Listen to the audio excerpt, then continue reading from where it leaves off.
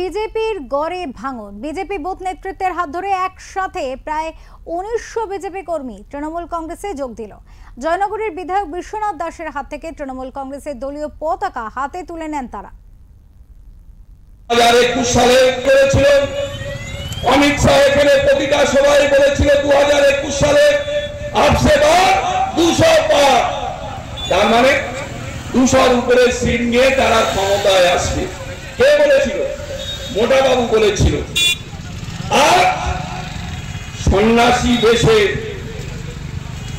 রবীন্দ্রনাথ সেজে নরেন্দ্র মোদী এসে বাংলার মানুষকে বলেছিল যে বাংলায় তোমরা ক্ষমতায় বিজেপিকে আনো, আমরা সোনার বাংলা করে দেব।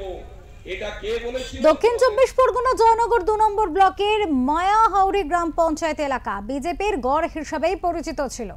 আগের বিধানসভা নির্বাচনে বিজেপির দলীয় প্রার্থীর সমর্থনে এই অঞ্চলে এসেছিলেন প্রধানমন্ত্রী নরেন্দ্র মোদী। আর এবার সেই মায়াহাওড়ি অঞ্চল থেকে বুথ স্তরের নেতৃত্ব সহ প্রায় ১৯০০ অর্থাৎ ১৯০০ জন বিজেপি কর্মী যোগদান করল তৃণমূল কংগ্রেসে। এদিন আনুষ্ঠানিকভাবে জয়নগর বিধানসভার বিধায়ক বিশ্বনাথ দাস, জয়নগর ১ নম্বর ব্লক তৃণমূল কংগ্রেস সভাপতি তুহিন বিশ্বাস সহ একাধিক নেতৃত্বের উপস্থিতিতে আনুষ্ঠানিকভাবে তৃণমূল কংগ্রেসের দলীয় পতাকা হাতে নিয়ে যোগদান করেন বিজেপি কর্মী সমর্থকেরা। এ বিষয়ে জয়নগরের বিধায়ক বিশ্বনাথ দাস বলেন, জয়নগর ২ নম্বর ব্লকের মায়াহাওড়ি অঞ্চল দীর্ঘ ১০ বছর ধরে বিজেপি তাদের সংগঠন সেখানে ধরে রেখেছে, কিন্তু এখন বিজেপি দলের বুথ স্তরের নেতৃত্ব থেকে শুরু করে সাধারণ কর্মী সমর্থকেরা বুঝতে পারছে তারা ভুল পথে পরিচালিত হয়েছিল, তাই তারা এদিন তৃণমূল কংগ্রেসে যোগদান করে।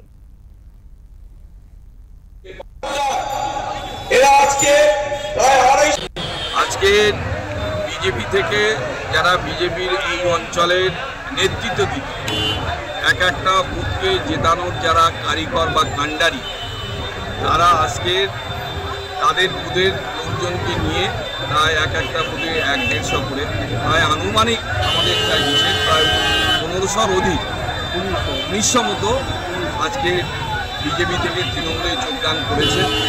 এবং তাদের একটাই বক্তব্য যে আমরা দীর্ঘ ১০ বছর আমরা বিজেপি পতাকা নিয়ে কাঁধে করে লড়াই করে মিটিং মিছিল করে আমরা বিজেপি সংগঠনটাকে ধরে রেখেছিলাম এই মায়াহাওড়ি অঞ্চল তথা জয়নগর ২ নম্বর ব্লকে।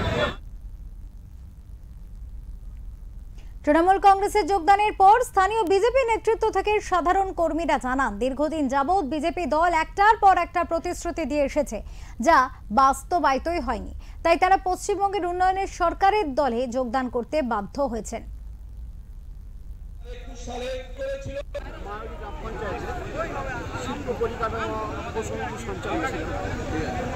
এবং সেই সময় যেভাবে কাজ করতে চেয়েছিলাম, যে প্রতিশ্রুতি দিয়েছিলাম মানুষকে, আমরা কিন্তু সেই প্রতি রাখতে পারি। আমাদের ভারতীয় জনতা পার্টির যে প্রধানমন্ত্রী বিজেপির ছিল আছে এখন বর্তমানে, উনি কথা দিয়েছিল কোনো ছাদফেলা ঘর ছাড়া থাকবে না, প্রত্যেক ঘর ছাড়া।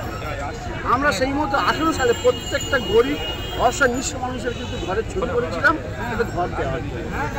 কিন্তু আজও পর্যন্ত সেই ঘরের ছাদ কিন্তু হলো না।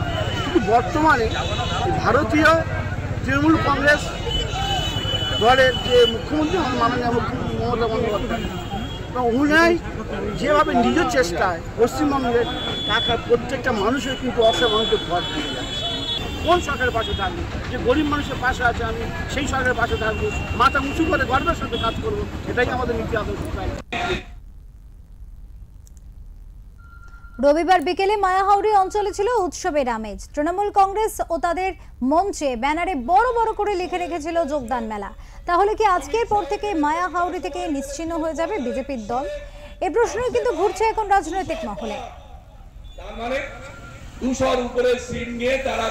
দক্ষিণ ২৪ পরগনা থেকে শুভজিৎ দাসের রিপোর্ট, ওঙ্কার বাংলা।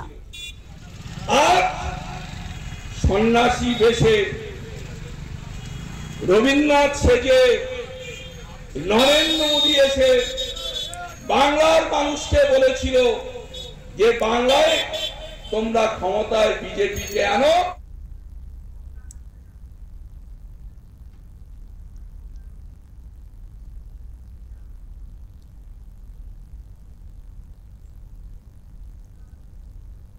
এই সব বাবুরা কিন্তু নবান্নের 14 তলায় 26-এ তারা বসতে পারবে না।